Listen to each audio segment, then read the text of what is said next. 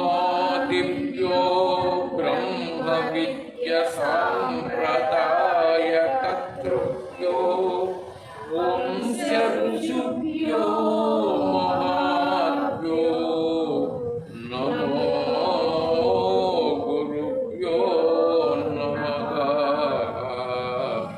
नमो गुरुभ्यो नमः।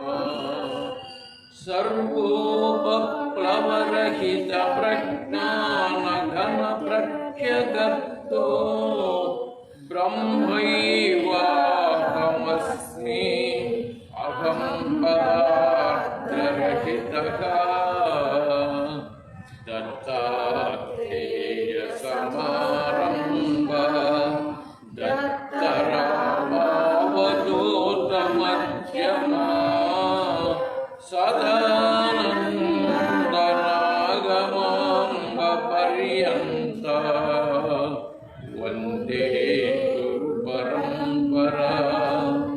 वन्दे गुरुपरम्परा। जय गुरुदत्त महाराज को। ఈరోజు 10వ రోజు మనం 5వ రోజు నుంచి బిగిన్ చేశాం కదా.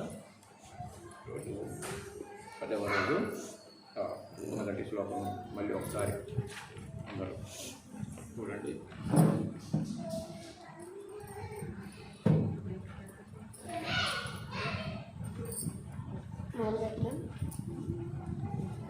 ఒకరు బిగిన్ చేయండి ఒకసారి. अधस्षष्ठोऽध्यायः आत्मसंयमयोगः। श्रीभगवानुवाच अनाश्रितः कल्मषं कार्यं अनाश्रितः कर्मफलं कार्यं कर्म करोति यः स सन्न्यासी च योगी च न निरग्नि चाक्रियः। శ్రీ భగవంతుడు చెప్పెను, ఎవడు చేయవలసిన కర్మను ఫలోపేక్ష లేకుండా చేయునో అతడే సన్యాసియు యోగియు నగును. అంతియే కాని అగ్నిహోత్రమును వదిలినవాడు కాని కర్మలను విడిచినవాడు కాని సన్యాసియు యోగియు ఎన్నటికీ కానేరడు. ఈ ఒక్క శ్లోకంలో అర్థవంతంగా ఆలోచించాడు. సన్యాసి ఎవరు, సంసారి ఎవరు అనే సంగతి స్పష్టంగా చెప్తున్నాడు. అగ్నిహోత్రాదులు అంటే కుటుంబ ధర్మాన్ని పాటించకుండా తిరిగేవాడు అని ఇంతకుముందు చెప్పాను, విన్నాము. ఇప్పుడు అదే పదం వాడాడు. అగ్నిహోత్రాదులు అంటే మరి ఇంట్లో మరి వంట చేసుకోవడానికి అగ్నిహోత్రాదులు అయ్యే కదా బిగిను. కుటుంబుడికి కుటుంబంగా ఉన్న వ్యక్తికి కుదురుతుంది. మరి తాను స్థిరంగానే ఒక తోట లేకపోతే అవన్నీ లేవు అతనికి. అందుకని ఇతరుల మీద ఆశ్రయించి జీవిస్తూ ఉంటాడు. అందుకని వీటి యందు ఒక స్పష్టమైన వివరణ ఇచ్చాడు. కర్మ ఫలములను ఆశ్రయింపక కేవలము కర్తవ్యము, నేను కర్మ చేస్తున్నాను నాకు ఈ ఫలము కావాలి అనే ఫలాపేక్ష రహితుడై కర్మలు చేయువాడే ఉత్తమ యోగి, ఉత్తమ సన్యాసి కూడా. ఉత్తమ సన్యాసి అని అంటే మనము ఎట్లా మనం సన్యాసులము కాదు కదా అనుకోవచ్చు కదా, అంతేనా? కర్మ ఫలాన్ని సన్యసించిన సాధువు. కర్మ ఫలాన్ని సన్యసించావు కదా, అది సాధుత్వానికి సంబంధించింది. అట్టలు సన్యాసము అనే పదం దానికి స్ఫూర్తిగా చెప్పాల్సి వస్తే ఆ పదం వస్తుంది. అంటే ఎన్ని ఉన్నప్పటికీ అవి వాటి మీద ఫలాపేక్షరహితంగా ఉన్నాడు.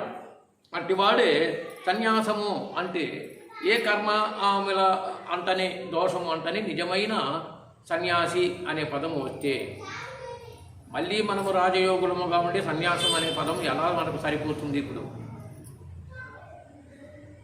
దేహేంద్రియాదులు కానీ మన సమస్తాన్ని ఒకసారి గమనించండి. అన్నీ ఎప్పటికప్పుడు సన్యాసం పుచ్చుకుంటూనే ఉంటాయి.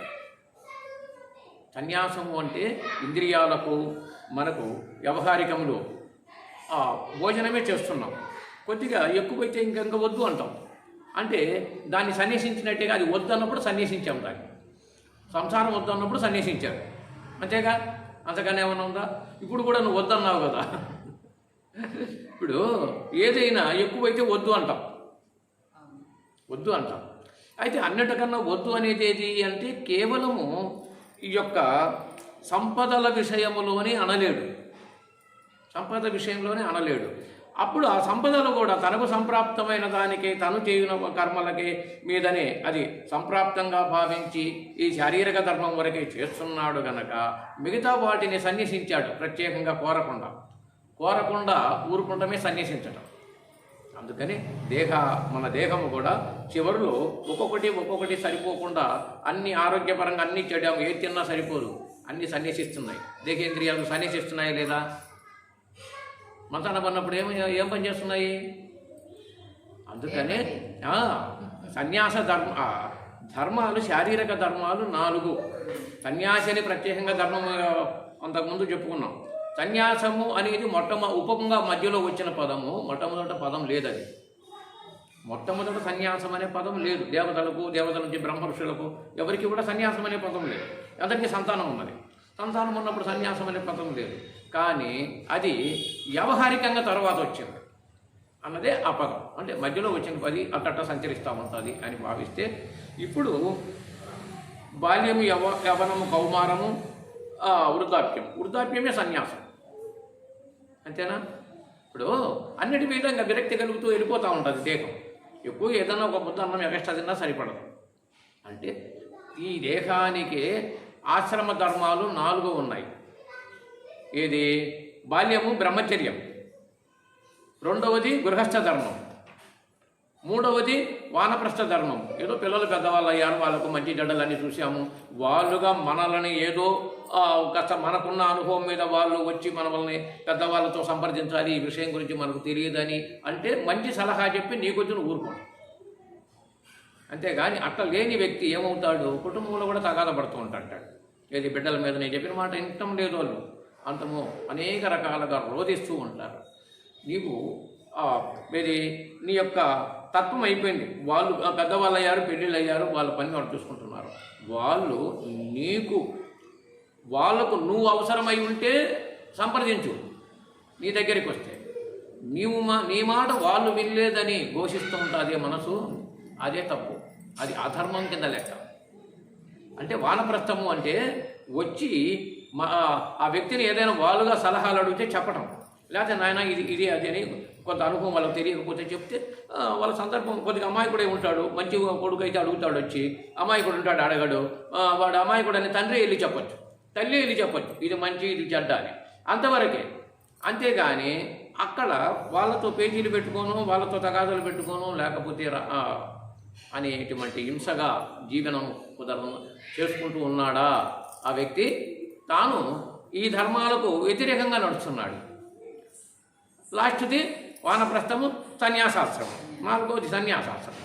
అంటే ఈ శారీరకంగా బ్రహ్మచర్యము, గృహస్థ ధర్మము, వానప్రస్థము, సన్యాసము, అయ్యే 4 ధర్మాలు శరీరానికి ఉన్నాయి. అవి ప్రతి మనిషి దేహానికి సంబంధించినవే. కానీ సన్యాసం అంటే ఇంకొక వ్యక్తి కాదు అని అనుకుంటే మన బుద్ధి ఎప్పుడు కూడా దాంట్లోకి కలదు. అందుకని మధ్యలో ఊరికి కనిపించుకొని చేసే వ్యక్తి తాను ఎప్పుడైనా దుఃఖించడమో ఇబ్బంది పడటమో జరుగుతూ ఉంటుంది. మనకు తెలియదు, వాళ్ళ యొక్క స్వతహాగా జీవనంలో వాళ్ళు పడే ఇబ్బందులు మనకు తెలియదు. ఒక ఇబ్బంది వచ్చినప్పుడు చూసే ఎనుక ముందు రక్త సంబంధమైన వ్యక్తులు ఉండలేరు అనుకో, అన్ని విధాల స్వతంత్రంగా ఎవరు చూస్తారు వాళ్ళని? బాధపడే వాళ్ళు ఎంతోమంది చూశాను నేను. యం సన్యాస సమితి ప్రాహుర్ యోగం తం విద్ధి పాండవ నహస్య సన్యాస సంకల్పో యోగి భవతి కశ్చన.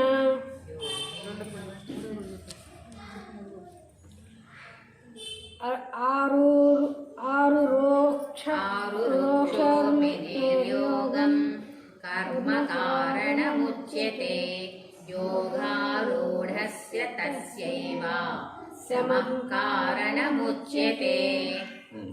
ఓ అర్జున, దేనిని సన్యాసమని చెప్పుదురో దానిని యోగమని నెరుగుము.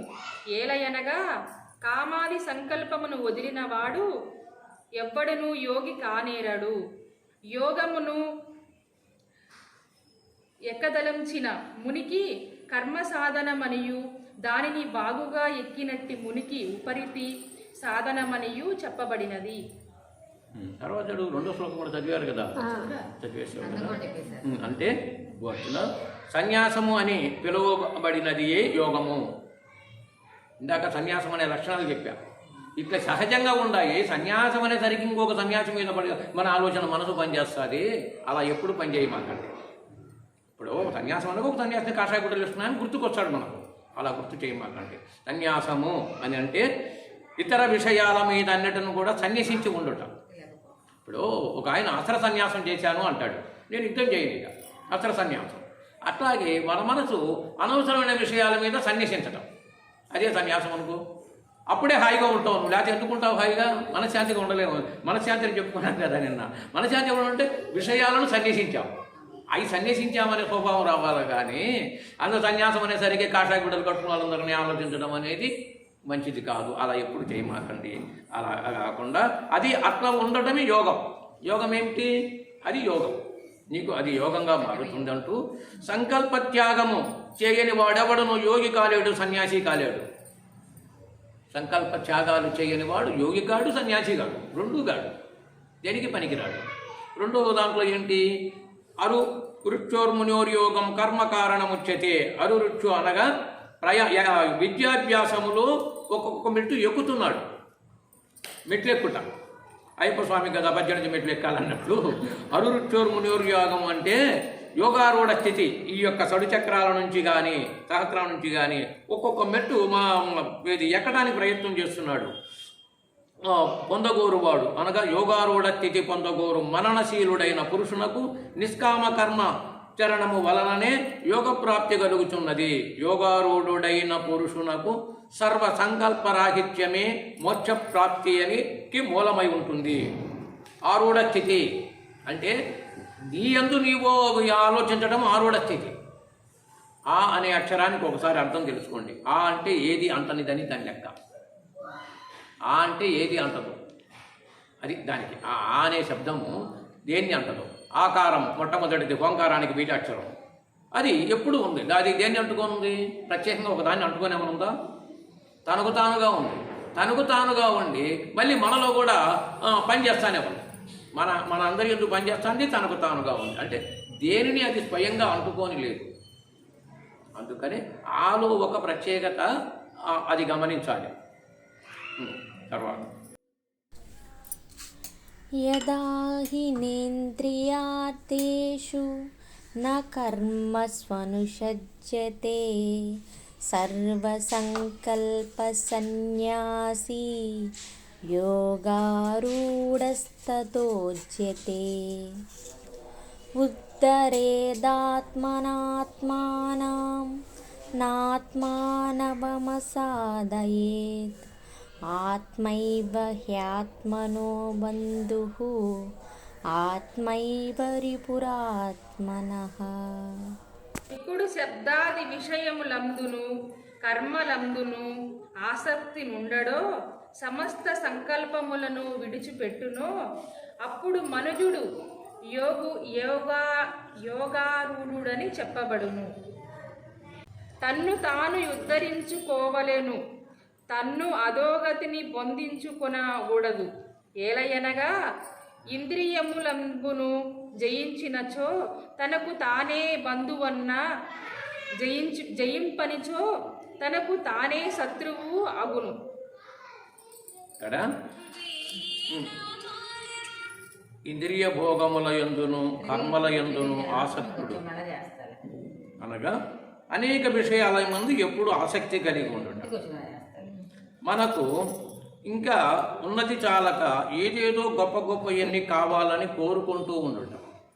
ఈ శరీరానికి మనం చూసుకోవటానికి చేయటానికి మనం కోరుకుంటాం. వీటి యందు ఉన్న వాటి యందు ఆసక్తి త్యజించిన పురుషుడే యోగారూఢుడు అని చెప్పబడును. వాటి మీద ఆసక్తి ఏం లేదు, ఉన్నదానికి సంప్రాప్తమైన దాన్ని తాను సంతోషంగానే ఉండగలిగి ఉండాలి. ఆ తర్వాత అట్టివాడే ఉద్ధరేతాత్మనాత్మానం అవసాదయత్ అనగా ఇట్లా తెలుసుకొని నీకు నువ్వే ఉద్ధరించబడవలసి ఉన్నది.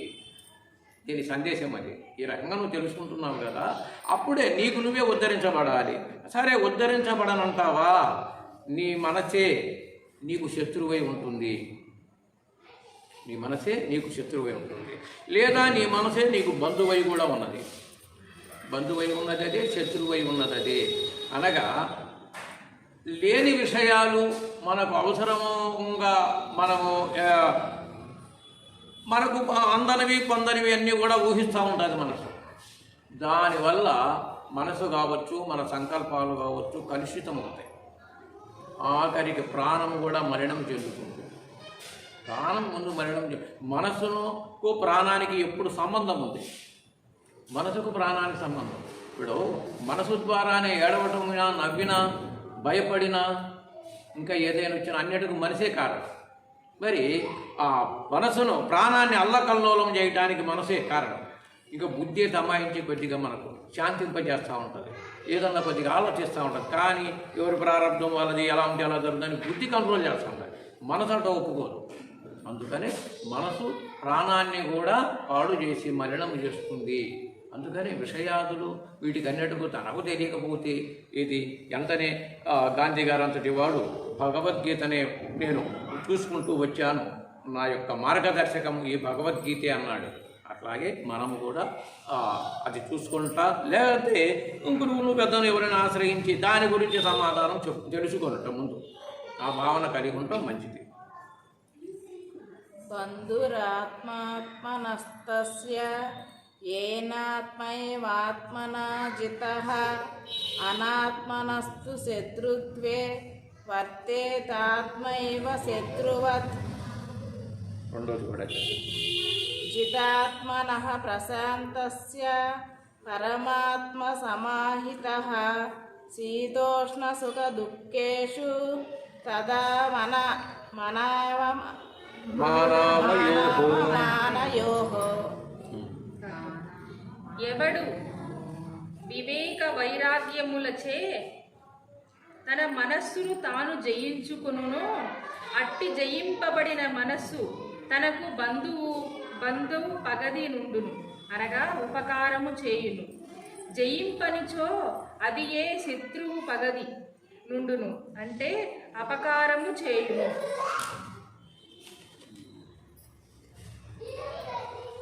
మనస్సును జయించిన వాడును పరమశాంతితో కూడిన వాడును మనుజునకు శ్రీతోష్ణ సుఖ దుఃఖాదుల ఎందును. అట్లే మానవులందును పరమాత్మానుభవము చెక్కు చెదరనిక ఉండును. లేక అట్టివానికి శ్రీతోష్ణ దుఃఖాదులందును మనస్సు లెస్సగా ఆత్మానుభవమందుయే ఉండును. అంటే ఇందాక చెప్పుకున్న అన్ని విషయాలలో కూడా బంధురాత్మాత్మనస్య ఏనాత్మైవ ఆత్మనాజితః అంటూ అనాత్మనస్తు శత్రు, ఇక్కడ అనాత్మ అనే పదం వాడాడు. ఇదే కీలక పదం ఇక్కడ. అనాత్మనస్తు శత్రుత్వే వర్తేతాత్మైవ శత్రువు. నీ ఆత్మ నీకు బంధువై ఉన్నది అని చెప్పాడు. కానీ ఆత్మబంధువు దాని గురించి స్మరించి వినే మనమందరము ఆత్మబంధువులమే, అంతే కదా.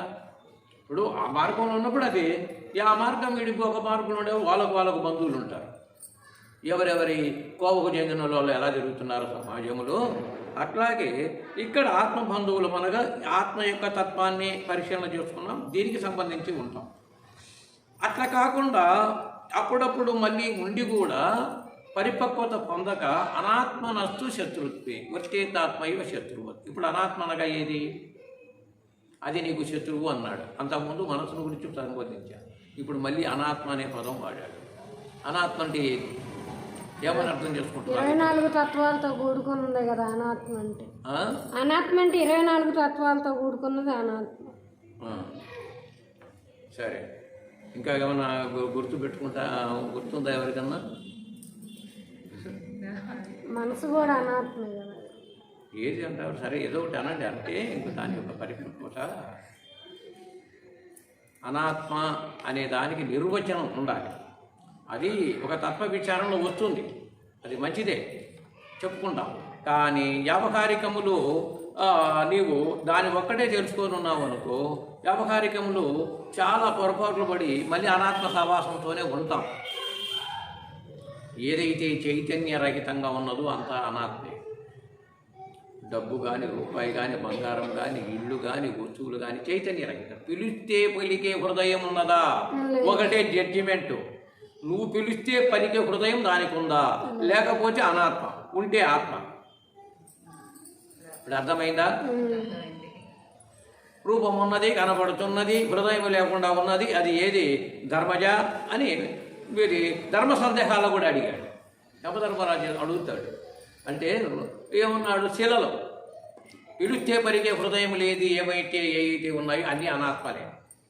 కానీ అవి మనకు ఉపాధులుగా ఉన్నాయి. ఎట్లున్నాయి? ఉపాధులు. మనం తినటానికి, చేయటానికి, వాడుకోవడానికి. మనం ఇప్పుడు రాళ్ళు బడి ఇల్లు కట్టాము. ఇల్లు కట్టడానికి మనకు ఉపాధిగా ఒక వాడుకున్నాం. అది నువ్వు, అది నేను అనే అహంకార భావంతో ఉండద్దు. లేదా దాని మీద అహంకారం ఉండదు, ఆశ పెట్టుకొని ఉంటాం.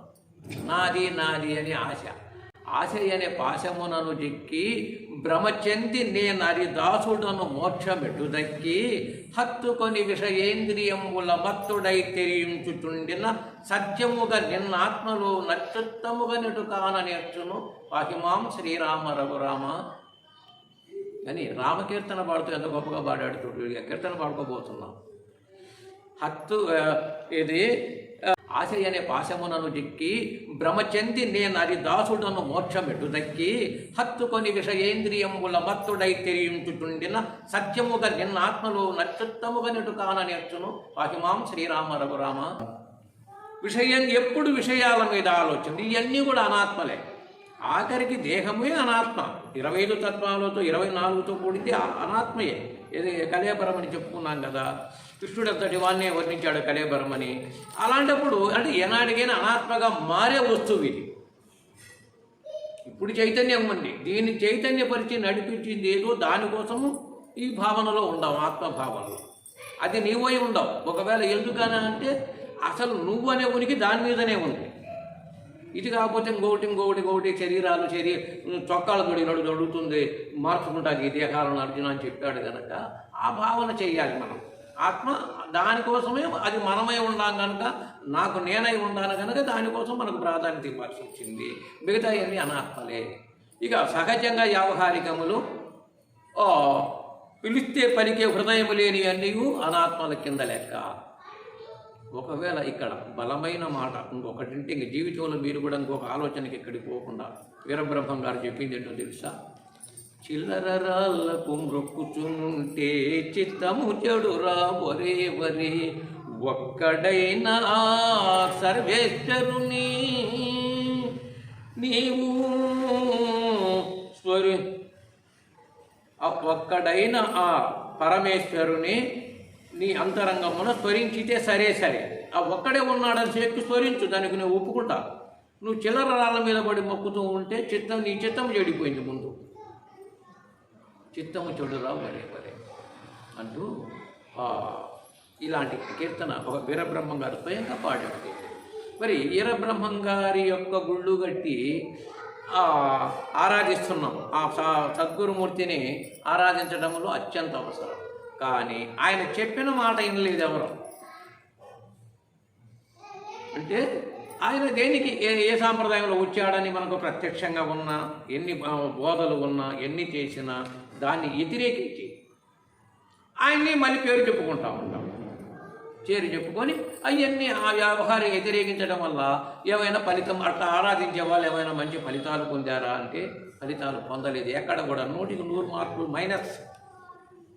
ఆఖరికి ఎక్కడో వెళ్ళిపోతాయి, అధోగతిగా వెళ్ళిపోయి ఎంతో విశిష్టతగా పూర్వీకులు ఏదో ఇప్పుడు ఆశ్రమం ఉన్నది, అమ్మగారు అనుగ్రహం వల్ల కట్టాము, ఆ మార్గం ఏదైతే అనుసరించిందో, ఏదైతే గొప్పగా ఉన్నదో, సమస్త శాస్త్రములు కానీ శాస్త్రధర్మం అంటాం, అనాది అంటాం, అవన్నీ ఏమి చెప్పింది, ఇంత ప్రామాణిక గ్రంథాలు ఏమి చెప్పాయి, దాన్ని పాటించక ఇది కేవలం అట్లా కాకుండా ఇంకొక రూపంగా వాడుకున్నామా, అడ్రస్ లేకుండా పోయాయి.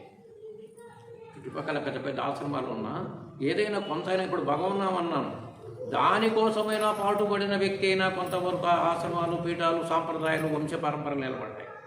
అట్లాగా పెడవాదానికి వెళ్ళాడు. పెడవాదానికి వెళితే పోయాడు, అడ్రస్ లేరు, ఊరికి పాడుబడ్డ గుళ్ళులాగా మిగిలిపోయిన ఆశ్రమాలు కొన్ని ఉన్నాయి ఈ పెడకొచ్చిన వాళ్ళు. అట్లాగే అలాంటి భావనకు రామాకండి.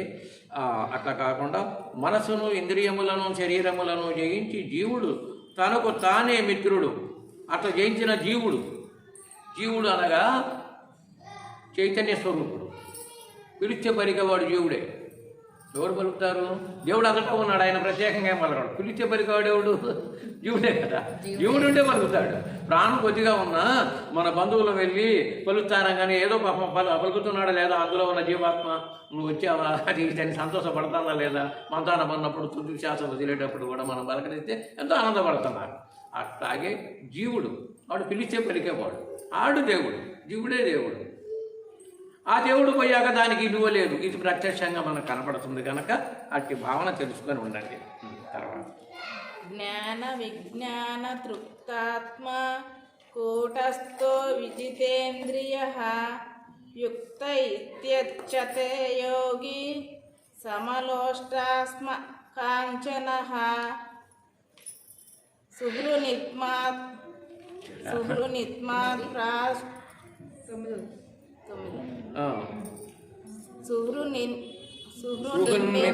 సుహృనిమిత్రాదాసీన మధ్యస్థద్వేషబంధుషు సాధుష్యపి చ పాపేషు సమబుద్ధిర్విశిష్యతే. శాస్త్రజ్ఞాన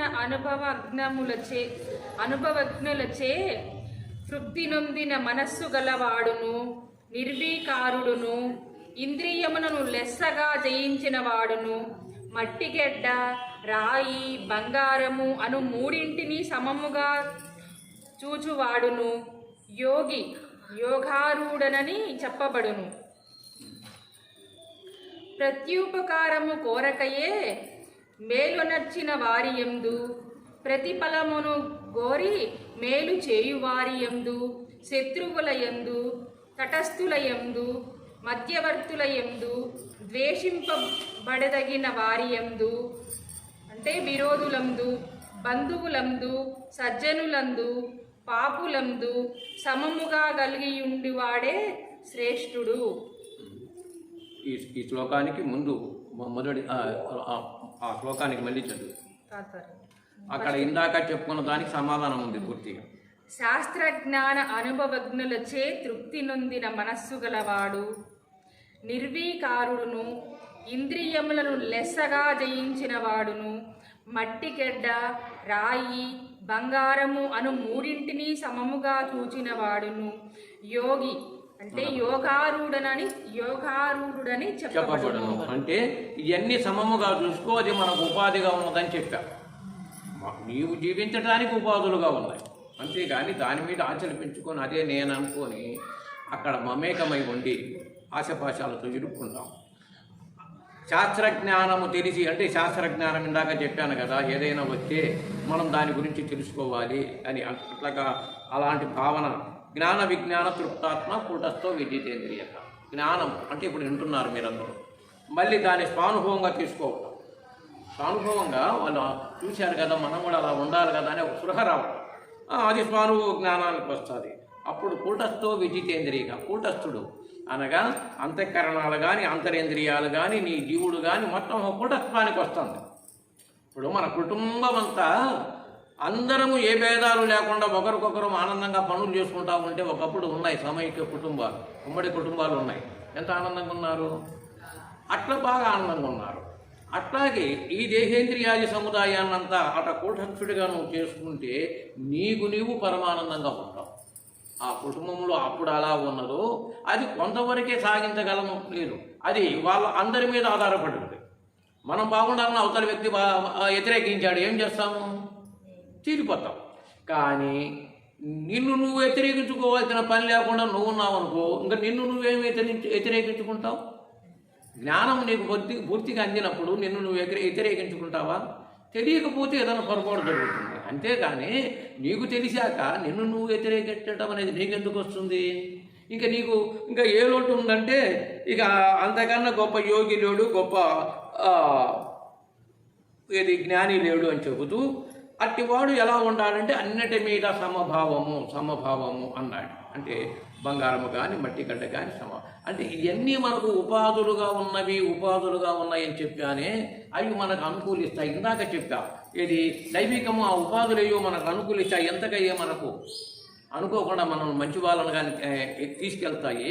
సంపద అనే పదము వస్తే ఈ అనాత్మ సంపద దైవం తెలుసుకుంటే మనం క్షణాల మీద కూడా ఏదో గొప్పవాన్ని చేయొచ్చు, లేకపోతే గొప్పవాళ్ళు వచ్చి ఎక్కడో పడిపోవచ్చు. అందుకని ఇందాక అబ్బాయి గురించి ఆ స్టోరీ అంతా చెప్పిందే నేను. అట్లాగే ఆ రకంగా ఆ భావన కలిగి ఉండుము అని చెప్పి 2వ అధ్యాయంలో కూడా సుహృతులందరూ, అంటే ఇలా తెలుసుకున్న సుహృతులు అనగా మంచివారు, వారికి మంచి మిత్రత్వాన్ని కోరుకుంటారు. ఇప్పుడు మనకు కావలసినటువంటి తత్వాన్ని మన ఎలా కోరుకుంటున్నామో అట్లాగే ఉంటుంది. అట్టివారు ఇంకా ఉత్తమంగా శాంతంగానే ఉంటారు. అట్టివారు మిక్కిలి శ్రేష్ఠులు. ఇంకా శ్రేష్ఠత్వం అనే పదం చివరిలో వాడాడు. మిక్కిలి శ్రేష్ఠులు. ఎవరు శ్రేష్ఠులు? ఇప్పుడు ధనము సంపదలో ఉన్నవాడు, లేకపోతే అందరినీ తన అదుపులో తీసుకొని తిరిగేవాడు, దౌర్జన్యవంతుడు శ్రేష్ఠుడు కాదు. ఇటివాడు శ్రేష్ఠుడు. ఇంకా శ్రేష్ఠత్వం అనే పదం వస్తే ఇంకెంతకన్నా చెప్పేదేమో. యోగి యుంజీత సతతం ఆత్మానం రహతి స్థితః ఏకాకీయత చిత్తాత్మా నిరాశీర పరిగ్రహః శుచౌ దేశే ప్రతిష్టాప్య స్థిరమాసనమాత్మనః నాచుచిత్రం నాతి నీచం చైలాజినకుశోత్తరం తత్రైకాగ్రం మనః కృత్వా యత చిత్తేంద్రియక్రియః ఉపవిశ్యాసనే యుంజ్యాత్ యోగమాత్మవిశుద్ధయే.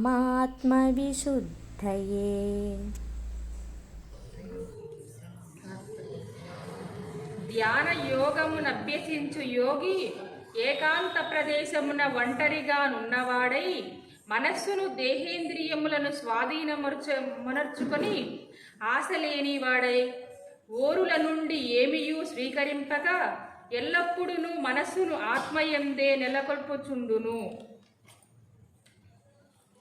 పరిశుద్ధమైన చోటనందు మిక్కిలి ఎత్తుగా నుండునదియు మిక్కిలి పొట్టిగా నుండినదియు క్రింది దర్భలు దానిపై చర్మము అనగా జింక చర్మము లేక పులి చర్మము దానిపైన వస్త్రము గలదియు కదలక నుండునదియు ఆసనము అంటే పీఠము వేసుకొని దానిపై కూర్చుంట మనస్సును ఏకాగ్రపరచి ఇంద్రియ మనోవ్యవహారములను అరికట్టి అనగా స్వాధీనమర్చుకొని అంతఃకరణ శుద్ధి కొరకై పరమాత్మ ధ్యానమును అభ్యసించవలయును. మూడు శ్లోకాలు. ఇక్కడ మొదటి శ్లోకంలో యోగి సతతమాత్మానం రహసి స్థితః అంటూ ఏకాకి యత చిత్తాత్మ నిరాశీర పరిగ్రహ. నిరాశి అనే పదానికి ఆచారహితుడు. నిరాశి ఎక్కడవుతాడు? నిరాశగా ఏడుంటాము, అంతా నిరాశగా ఉండిపోతామని అనుకుంటాం కాదు. ఎలాంటి వాడంటే ఆచారహితుడు నిరాశి. అంటే ఆశ, ప్రత్యేకమైన ఆశలు తనకేమీ లేవు. అట్టివాడు నిరాశి. అంతేగాని నిరాశి అంటే నిరాశతో ఉండబడిన జీవితం అంటూ కాదు. నిరాశ జీవితం అని అంటాం. అంటే ఏం చేద్దామన్నా ఏ దిక్కు లేదు, ఏ మొక్కు లేదు అనే పదం వాడతామే. అట్టివాడు నిరాశిగా మనం ఆలోచిస్తూ ఉంటాం లోకంలో. అట్లా కాదు. నిరాశి అని అంటే ఆశారహితుడై ఉంటాడు. అపరిగ్రహ అంట భోగ సామాగ్రిని పోగు చేసుకోనని వాడు. ప్రత్యేకంగా నాకు ఇది కావాలి, అది కావాలి, ఒక వస్తువులు తెచ్చుకొని దాని కొత్తగా తుడుచుకుంటూ కొత్తగా శుభ్రం చేస్తూ ఉండొచ్చు. ఇంట్లో అనేక రకాల వస్తువులు కొన్నాం మనము. అది ఎక్కడ కొద్దిగా దానికి ధూళి దుమ్ము తగులుకుంటుంది అని కొత్తగా తుడుచుకుంటూ ఉంటాం. దానికి ఇచ్చిన శ్రద్ధ, ఇందాక అనుకున్నాం కదా పిలిస్తే పలికే హృదయం ఉందా అని, దానికి ఇచ్చిన శ్రద్ధ నీ హృదయంలో నీకు పిలిచే దైవము కానీ అట్టి దైవాన్ని తెలియజెప్పే ఈ యొక్క జ్ఞానానికి కానీ ప్రాధాన్యత ఉండదు. అంటే తెలియకపోవటం. ఇక్కడ ఏమీ లేదు. అక్కడ ఎవరమైనా దాంట్లో పడి ఉంటాము. అందుకని నిరాశి అనగా ఎలాంటి వాడు అని కానీ, అపరిగ్రహ అనగా ఇట్లాంటి వాటి మీద ప్రత్యేకంగా నేను పొందాను, నేను చేశాను అనేది ఏమీ లేకుండా ఎప్పుడైతే ఉంటాడో, ఏకాకి అంటే ఒంటరి వాడు, రహసి అంటే నిర్జన ప్రదేశంలో స్థిరముగా ఉంటాడు. ఎప్పుడు ఆత్మయందే తన సంతృప్తిని పొందుతుంటూ ఉంటాడు. అనగా మిగతా అట్టి వాటికి సర్వజ్ఞత కలిగి ఉంటుంది. ఏ సమయంలో ఎలా చేయాలో, ఏమి కావాలో, ఏది అవసరమో తాను పొందుతాడు అట్టి వాడు. అందుకనే ఆత్మజ్ఞాని ఆ అనంత రాజయోగి, సామాన్య రాజయోగి కాదు, అనంత రాజయోగి. తనకు ఏ సమయంలో ఏం చేయాలో, ఎలా ఉండాలో తనకు తెలుసు. అట్టివారే అందరూ అలా నడుచుకున్నారు. అట్టివారే భిక్షాటన చేస్తూ శంకరాచార్యుల వారు ఆయన స్మరిస్తే లక్ష్మీదేవి స్వయంగా ప్రసన్నమైంది. వీరబ్రహ్మం గారు మట్టిని బంగారం చేయగలడు, బంగారాన్ని కూడా మట్టి చేయగలడు. ఈ ప్రాణాన్ని అక్కడికి పంపించగలడు, ఆ ప్రాణాన్ని ఇక్కడికి తీసుకురాగలడు. మరి అట్లని ఏమైనా ఆడంబరంగా తిరిగి ఏదైనా జనాన్ని మాయ చేసి డబ్బు సంపాదించుకోవడానికి ఇష్టపడ్డా? అట్టి వారికి పెద్ద ప్రాధాన్యత లేదు. డబ్బులు సంపాదించి గొప్ప కార్యక్రమాలు చేస్తామంటే వాటి మీద ఆసక్తి చూపిస్తూ ఉంటాం. అట్టి వారందరూ కూడా కాలగర్భములు ఒకటి మనకు మనమే మన ఆత్మమూలతోనూ ఆత్మ యొక్క ద్రోహానికి కూడా పాల్పడి ఎక్కువ కాలం ఈ భూమి మీద కూడా కొంత జీవించకుండా తొందరగా పోయి ఉంటాయి. ఎవరైనా చూడండి, బాగా అతిగా తీసుకొని కార్యక్రమాలు మన గ్రామాల నుంచి ఇతర గ్రామాలు చూడండి, వాళ్ళు ఎక్కువ కాలం నడవలేదు. జనానికి చెప్పాలి నాది గొప్ప అని కార్యక్రమాలు, ఉత్సవాలు చేశారు. ప్రత్యేకంగా వ్యక్తిగతంగా చెప్పను. తొందరగానే ఈ లోకం వీడిపోయారు. పెట్టి అవి పెట్టి ఇవి పెట్టి దేశాలని ఊర్లని తిరుగుతూ చందాలు పోగు చేసుకొని ఆ తర్వాత కొన్నాళ్ళకి తగాదాలు వాటిల్లోనే వచ్చి ఏమన్నా ఉండారా వాళ్ళు అంటే అసలు ఆ తాపాత్రయంతో తపనతోనే పోయారు. ఆనందమయంగా జీవితాన్ని ఉండు నాయన, నీకు శతమానం భవతు శతాయుష్ అని అంటాము. అత్యందుకుంటాం మేము, ఇట్లుంటాం. అంటే దీని మీద మొట్టమొదటిన శిక్షణ అందకపోవటం, అయ్యే గొప్ప అనుకోవటం, అది సంగతి. అలాంటి ఇక్కడ ఏకాకి యతచిత్తాత్మ నిరాశి అపరిగ్రహ అనే పదం. అంటే ఏకాకి అంటే ఏకాకి ఎలా ఉంటామని అనుకుంటాం. మనమందరము ఏకాకులమే.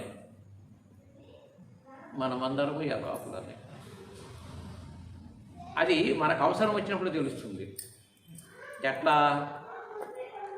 ఒక పెద్ద ఆయన ఒక 2 ఏళ్ల నుంచి ఆయన భార్య బాగా డబ్బు చేసింది, బోల్డ్ డబ్బు ఖర్చు, ఆఖరికి పొలం కూడా అమ్ముకున్నాడు. ఒక రైతు. మనం 10 రోజుల క్రితం 15 రోజుల క్రితం నేను అక్కడికి వెళ్ళాను ఈ కార్యక్రమానికన్నా ముందు. ఆ రోజు మీరు ఇట్లా పంపించారు, వాట్సాప్ పెట్టారు, మరి 26 రోజుల్లో ప్రతి శ్లోకానికి చెప్పడం అంటూ సాధ్యపడుతుందా, అది పూర్తి అవ్వదేమో, సరే ఇవాళ ట్రై చేయి ఇక్కడ అని చెప్పి నీకు నచ్చిన అధ్యాయం తీసుకుంటే నేను ఇదే తీసుకుంటే ఇది సుమారుగా ఒక 22 శ్లోకాలు చెప్పాను. అంతవరకు అయిపోయి అది పూర్తి చేశాను. అయితే ఆయన తెల్లారి నన్ను పంపించడానికి బండి మీద తీసుకెళ్ళడానికి వస్తే అమ్మగారు పాపం అట్లా ఉంది కదా చూస్తాను అన్నాను. భార్య బాగా అనారోగ్యం ఉంది. నువ్వు రాత్రి చెప్పావుగా, అప్పటికే నాకు వదిలిపోయింది. ఎవరమైనా ఏకాకులని అన్నావు కదా, నేను చూస్తున్నాను. ఆమె కోసం అంతకుముందు బాధపడేవాడిని, నువ్వు అన్నాక ఇంకా నాకు అది పోయింది.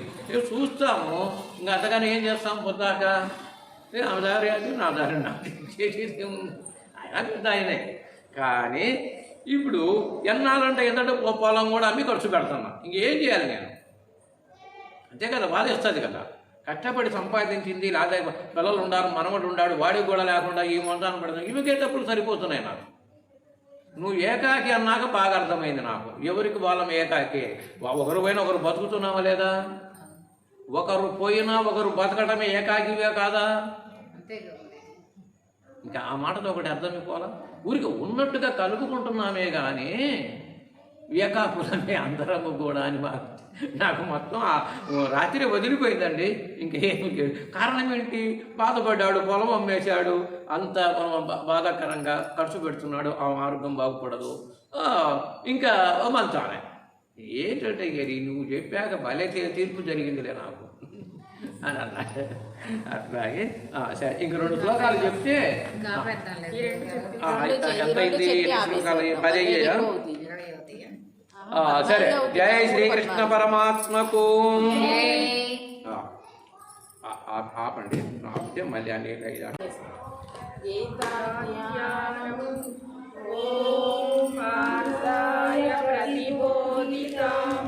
భగవతా నారాయణేన స్వయం వ్యాసేన గ్రథితాం పురాణమునినా మధ్యే మహాభారతం అద్వైతామృతవర్షిణీం భగవతీం అష్టాదశాధ్యాయినీం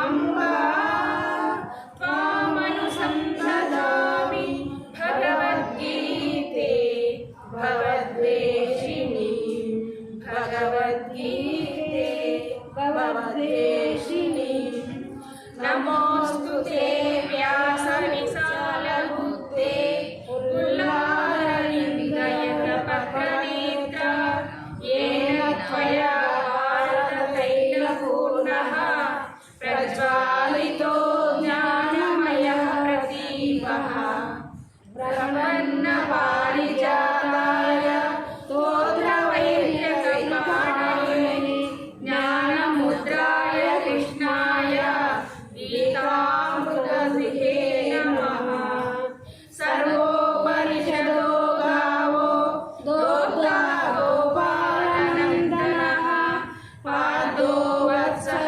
सुधीर्भोक्ता दुग्धं गीतामृतं महत् वसुदेवसुतं देवं कंसचाणूरमर्दनं देवकी परमानन्दं कृष्णं वन्दे जगद्गुरुं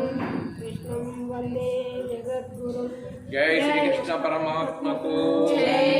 జై సకల గురుదేవులకు. ఈరోజు 9వ రోజు ఆత్మ సంయమ యోగం పారాయణము. ముందు ఈరోజు ఆత్మ సంయమ యోగము అధ్యాయం పారాయణం చేశాక తర్వాత విచారం. షష్టోధ్యాయః ఆత్మసంయమయోగః. శ్రీభగవానువాచ అనాశ్రితః కర్మఫలం కార్యం కర్మ కరోతి యః సన్యాసి చ యోగి చ న నిర్జ్ఞాయః యం సన్యాసమితి ప్రాహుర్ యోగం తమితి పాండవ సంకల్పో యోగి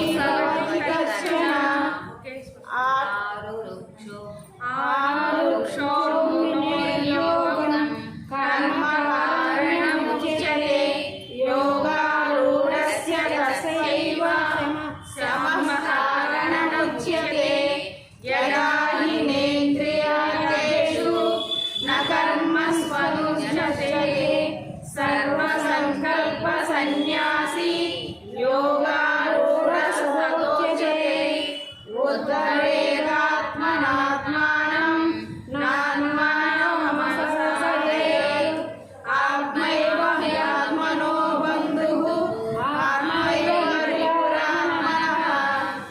बन्धुरात्मात्महस्तस्य येनात्मैवात्मना जितः अनात्मस्य शत्रुस्ते वर्तेतात्मैव शत्रुवत् जितात्मनः प्रशान्तस्य परमात्मसमाहितः शीतोष्णदुःखेषु सदा मानवमानयोः ज्ञानविज्ञानधृतात्मा कूटस्थो विजितेन्द्रियः युक्तयुज्यते योगी समलोष्टाश्मसाञ्जनः सुहृन्मित्रार्युदासीनः मध्यस्थद्वेष्य बन्धुषु साधुष्वभिचारेषु समुदिरिष्यते योगी युञ्जीत सततम् आत्मानं रहसि स्थितः एकाकी यतचित्तात्मा निराशीर परिग्रहः शुचौ देशे प्रतिष्ठाप्य स्थिरमात्मनः नात्युच्यतं नातिनीचं चैलाजिनकुशोत्तरं तत्रैकाग्रं मनः कृत्वा यतचितेन्द्रियः उपविश्वासमेन्द्रियात् योगमात्मविशुद्धये समं कायशिरोग्रीवं धारयन् चलं स्थिरः सम्प्रेक्ष्य नासिकाग्रं स्वविचारमवलोकयन् प्रशान्तात्मविगतैः ब्रह्मचारी व्रते स्थितः मनः संयम्यमुचितो युक्तासीनमत्परः युञ्जन्नेवं सदात्मानं योगी यतमानसः शान्तिनिर्वाणपरमां मत्समधिगच्छति नास्यसंसतो योगस्ति न चैकान्तं मनस्नतः न चापि स्वप्नशीलस्य जाग्रतो नैव चार्जुन युक्ताहारविहारस्य युक्तश्रेष्ठस्य कर्मसु युक्तस्वप्नावबोधस्य योगो भवति दुःखः यदा लीनं चित्तम् आत्मन्येवावतिष्ठते निःस्पृहा सर्वकामेभ्यः योक्ता युज्यते तदा यदा दीपो निवासस्थः नेङ्गते शोभमाश्रितः योगिनो यतचित्तस्य युञ्जतो योगमात्मनः यत्र परमचित्तं विरुद्धं योगसेवया यत्र चैवात्मनात्मानं पश्यन्नात्मानि शुच्यते सुखमान्त्यादिकं यत् बुद्धिग्राह्यमतीन्द्रियं वेत्ति यत्र न चैवायं स्थितश्चलति तत्त्वतः यं लब्ध्वा चापरं लाभं मन्यते नाधिकं ततः यस्मिन् स्थितो न दुःखेन गुरुणा विचार्यते तं विद्या दुःखसंयोग वियोगं योगसंज्ञितम् सनिश्चयेन योक्तव्यः योगो निर्विण्णचेतसा संकल्पप्रभवान् कामान् त्यक्त्वा सर्वाशेषतः मनसैरेन्द्रियाणां विनियम्य समन्ततः सनैश्चरो परमस्मेत् बुद्ध्या धृतिगृहीतया आत्मसंस्थं मनः न किञ्चिदपि चिन्तयेत् यतो यतो निश्चरति मनश्चञ्चलमस्थिरं ततस्थितो नियमैतत् आत्मन्येव प्रसन्नयेत् प्रशान्तमनसमसीनं योगिनां सुखमुत्तमम् उपैति शान्तरजसं ब्रह्मभूतमकल्मषम् युञ्जन्नेव सदात्मानं योगी विगतकल्मषः सुखेन ब्रह्म संसस्यम् अत्यन्तसुखमश्नुते सर्वभूतस्थमात्मानं सर्वभूत परमात्मने ईक्षते योगयुक्तात्मा सर्वत्र समदर्शनः यो मां पश्यति सर्वत्र सर्वं च मयि पश्यति तस्याहं न प्रणश्यामि न च मे न प्रणश्यति सर्वभूतस्थितं यो मां भजत्येकत्वमास्थितः सर्वदा वर्तमानोऽपि स योगी मयि वर्तते आत्मोपसीद सर्वत्र समं पश्यति योऽर्जुन सुखं वा यदि वा दुःखं स योगी परमो मतः अर्जुन उवाच योऽयं योगस्त्वया प्रोक्तः साम्येन मधुसूदन एतस्याहं न पश्यामि चञ्चलं हि मनः कृष्ण प्रमादिबलवृद्धं तस्याहं निग्रहं मन्ये वायोर्यसुसूदनः श्रीभगवानुवाच असंशयं महाबाहो मनोदुर्निग्रहं चलम् अभ्यासेन तु कौन्तेय वैराग्येण च गृह्यते असंशयमाया योगः दुष्पापल्पमेन शक्यो वाप्तुमुपायतः अर्जुन उवाच अयति श्रद्धयो वेतो योगाचरितमनसः अप्राप्य योगसंसिद्धिं कां गतिं कृष्ण गच्छति किष्किन्यो भयभयष्टा छिन्नाभरणमिष्यति अप्रतिष्ठो महाबाहो विपणूढो ब्राह्मणः परि एतात्मने संशयः कृष्ण चेतुमनस्य शेषः वदन्य संशयास्य चेतानुपपद्यते श्रीभगवानुवाच पादानैवेन नामुत्र विनाशस्य विद्यते न हि कल्याणकृत् दुर्गतिं गच्छति पाप्यपुण्यकृतं लोकान् उषित्वा शाश्वती समाः सुचिनां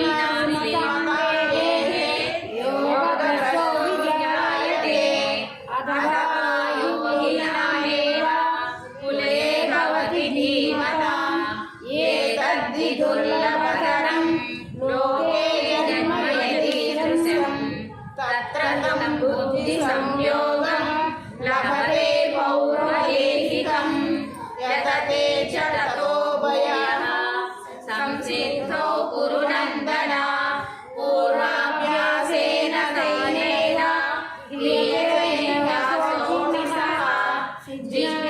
जिज्ञासुरयोगस्य शब्दप्रवर्तते प्रयत्नाद्यक्तमनस्मानस्तु योगी संसिद्धनिरीक्षः अनेकजन्म संसिद्धः ततो याति परां गतिं तपस्विनो योगी ज्ञानियोऽपि यतोऽधिकः कर्मत्यक्तो योगी तस्मात्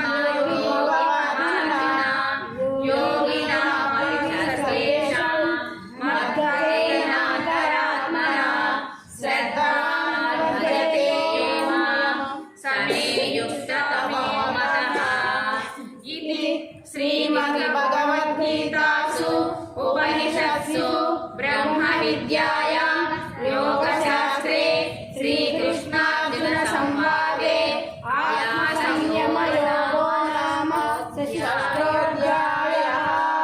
जय श्रीकृष्ण परमात्मा को जय।